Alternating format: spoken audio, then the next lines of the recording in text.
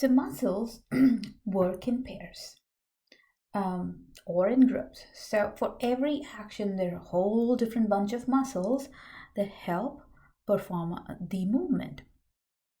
So let's just pick an example of elbow flexion and extension because it's the simplest example. And we'll look at the 4 functional groups of muscles. Muscles can be divided into 4 basic functional groups. The first one is a prime mover or the agonist. Next one is the synergist. Synergist is the muscle that aids the agonist. And then you have the antagonist, which does the opposite, and the fixator that helps the muscle from moving, prevents a muscle from moving a bone while performing the movement. All right, so let's just look at the example of elbow flexion. Now, during elbow flexion, the biceps brachii are the prime movers. So these are called the agonists because they are the working muscles and they are in agony because they're doing all the work. Now, the antagonist is going to be the tricep muscles on the back that helps in extending the elbow. So that becomes the antagonist. Now, along with the agonist or the prime mover, I think I should write that down over here. The prime mover is also known as the agonist. And the agonists are usually held by other muscles known as synergists. Now, in this case, the synergist muscles are brachialis, which is on the upper arm. So that's a really tiny muscle on the upper arm. And then you have another muscle on the lower arm that is the brachioradialis. So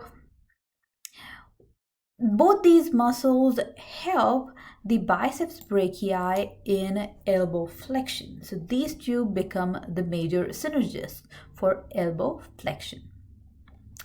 Now, the next muscle group is the antagonist. Antagonist is the muscle that performs the opposite action. So like we talked about, extensor becomes the antagonist for biceps brachii and brachialis. So the extensor is on the posterior aspect of the arm, and when you extend your arm, the triceps brachii do the opposite. Okay, now the function of the muscle is relative to what you are talking about. So when you're talking about elbow flexion, the biceps brachii is the agonist and the triceps brachii is the antagonist. But when you're talking about elbow extension, the triceps brachii becomes the agonist and the biceps brachii becomes the antagonist. Now, the other muscle group is called the fixator. Fixator is basically a bunch of little muscles that prevent the bone from moving around when you perform a movement. So fixator basically stabilizes or immobilizes the bone during a movement. Muscle contraction can be of 2 main different types. The first type is called isotonic contraction. So these two, why doesn't it write? Okay, let me try again. So these 2 contractions are called isotonic contraction. Now, isotonic contraction is, first of all, the contraction of a muscle doesn't necessarily mean that it's shortened. It just means that muscle has generated tension. Okay, so isotonic contraction is a contraction in which movement does take place because tension generated by the muscle is larger than the load on the muscle itself. So when you're pushing or pulling an object or picking up a heavy object, the tension should exceed the load of the object, and so you can pick it up or push it, right? So the isotonic contractions can be divided into concentric and eccentric type. During concentric contraction, the muscle decreases in length in an opposing action. For example, when you're lifting the weight, when you're doing bicep curls, you're lifting the weight up, and while you flex the elbow while picking up the weight, this is called concentric contraction. And when you lower the weight down, so when you extend your elbow while lowering the weight, this is called eccentric contraction, because during eccentric contraction, the muscle extend while you lower the weight. Okay, so this is called eccentric contraction. Now, the other type of contraction is isometric contraction. And the isometric contraction is the contraction wherein no movement takes place because the load on the muscle exceeds the tension generated in the muscle itself. Okay, for example, when you are trying to push an immovable object that is not moving at all, at that point when the object isn't moving is the time of isometric contraction. So muscle strength versus endurance. So we often confuse the two and use it interchangeably, but they are two different things. So muscle strength is basically muscle power. So people who lift weights and sprinting, Usain Bolt, he is a world record holder, and he can sprint 100 meters in 9.82 seconds, I believe. So these are people that use their power immediately for a short burst. Okay, so that's called strength. So the maximum amount of force a muscle can generate at once is called muscle power or muscle strength. Okay, so this is used by heavyweight champions and sprinters. And this movement of the muscle mostly uses anaerobic mode of respiration, which happens immediately. So they utilize a lot of energy all at once, and then nothing is left for them to utilize anymore, right? So this causes hypertrophy of the muscles. Hyper means high or increased, and trophy means growth. Okay, so the people who are, people who lift weights and who are sprinters, they develop high power muscles which grow bigger and thicker and stronger. Okay, so these types of muscles have very less myoglobin. If you remember, I don't think you have covered blood. So myoglobin is the same component which is similar to hemoglobin in the blood. And myoglobin is responsible for carrying oxygen. Okay, for example, let's just say if you leave an apple cut on the table, after a while the apple becomes brown because of oxidation, right?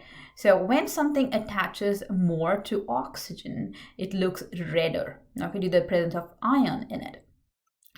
So this type of people that train, do weight training and sprinting, they develop muscles that don't contain too much myoglobin. So because of this, their muscles are lighter in color, okay? And on the other hand, people who perform endurance training, that is like long distance runners, like a marathon, or swimmers or cyclists, or people who do a lot of cardio workout, they develop muscles that are basically smaller in diameter and wimpy. Okay, so what's the difference? So difference in endurance is that endurance training conditions the heart and not so much the muscles. Okay, so these exercises like swimming and long distance running, cycling, aerobic workout, these are called cardio workouts because they condition the heart and they make the heart speed up the rate of delivery of oxygen. Okay, so people who do a lot of cardio, they are leaner to look at, they don't look all buffed up. That is because they have a larger heart that does a lot of work. Okay, but these people have muscles that have a lot of myoglobin, which contain a lot or deliver a lot of oxygen to perform aerobic respiration. And these people end up having redder or darker muscles because they have a really high amount of myoglobin in the muscles with attached to a lot of oxygen. Now let's take an example of the chicken. Now, if you think of a chicken breast versus chicken thigh, the chicken breast is darker or redder in color because those muscles are used for power. And chicken thighs, not so much because they are lighter in color. They are not power muscles. Right? Similarly, people who do strength training will have larger, thicker muscles which are lighter in color due to less myoglobin. People who do a lot of cardio and endurance training will have muscles that are wimpier, smaller in diameter, but they'll have a lot of myoglobin, so they'll be darker in color to allow more oxygen for aerobic respiration. Now, embryonic development of skeletal muscle begins about 4th week of gestation from a region known as the paraxial mesoderm. So the paraxial mesoderm is the region of the embryo that undergoes excessive segmentation, and that's why you see a lot of segmentation in the abdominal muscles and the serrator muscles on the side. So people who have really well-developed abs, you can actually see those segmentations in the abs, which is basically a remnant of the segmentation of the paraxial mesoderm. Okay, so the other muscles emerge from segments known as semitomeres, or small bulges from the muscles. And all of this begins at about 4th week of gestation. Now, when the baby is developing, the first movement of the baby detected by the mother is called quickening. Why doesn't this rhyme? Quickening. So quickening is basically the first movement of the baby detected by the mother-to-be. And the baby's control over the muscles progresses very slowly in all directions, in proximal, distal, cephalic, and caudal directions. And they develop gross muscle movement before they develop fine muscle movements. What's the difference between gross muscle movement and fine movement? Gross muscle is basically moving the arms and legs, and fine muscle movement is ability to grasp an object. Okay, they develop fine muscle or pincer grasp only as they grow about 4 or 5 months. They start working on those muscles and develop fine muscle movement. Now, as we grow and develop, we need to stay exercised and you need to keep working out those muscles so the muscles can stay healthy. If you don't use the muscles, muscles undergo atrophy, but the muscle get wasted. Okay, so with age the muscles decrease in weight, and all the muscles that have not been used for a long time just get replaced by scar tissue or connective tissue as we age. Okay, so this is all I need you to know about embryonic development of skeletal muscles. Keep in mind they develop from the paraxial mesoderm at about 4th week of gestation. Now, the body has a lot of levers, and that lever system allows us to move and pick really heavy object. And there are 3 major classes of lever, and each is defined by the location of force in the lever applies or the object applies. So let's take an example of the seesaw that you see in the parks. So one person sits on the other end, and the other person on the other end pushes down on this end to move this person up, right? So that's the simplest example of how a lever functions. So lever is basically a bar that rotates or turns around on a immovable point, so known as a fulcrum. So this is the fulcrum. Okay, that's the fulcrum. And this person right now is down. And this person is going to apply some load to push this side down. So when you push or pull on one end, this is called the force. The force is also called effort. Okay. So this is the input force. Okay, so this person moves up, but this is actually a person who bears a weight or a load. So this person will be called a load. So a lever system basically contains three parts. The fulcrum. Fulcrum is the point at which the lever rotates. And the input force is the effort or the force applied to the lever, and the output force is the force applied by the lever to move the load. Okay, so this is also called the load. So if you look at the three different types of lever systems in the body, the first class of lever is the type of system where the fulcrum is located between the input force and the output force. Okay, so let's say, so the fulcrum, so this is the first class, this is the fulcrum. It is located between the effort and the load. Okay, and where do you see this? You see this on the head. Okay, so when you look at the axio-atlantic joint at the neck, the head rests right over there, and this becomes the fulcrum because this is where all the load on the neck is.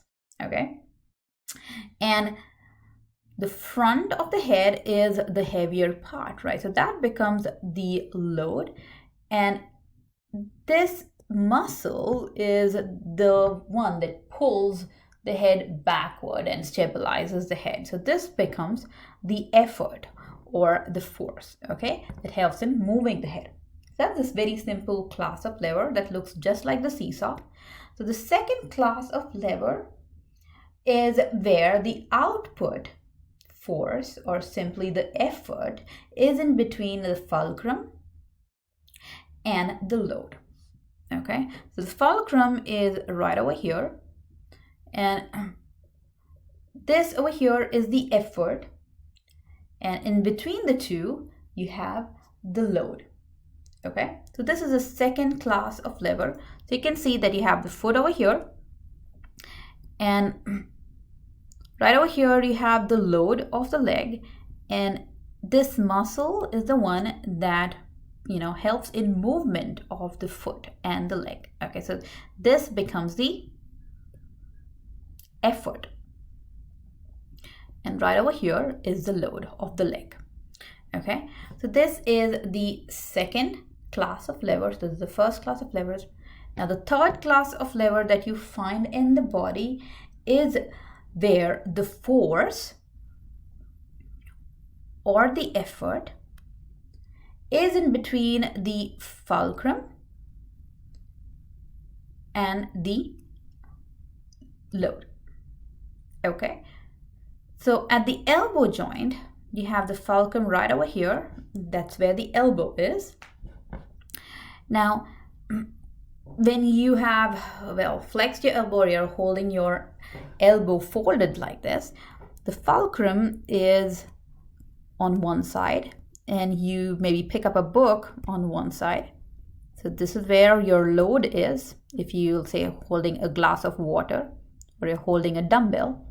And in between the two you have the muscles that push or pull your arm, right? So this becomes the load.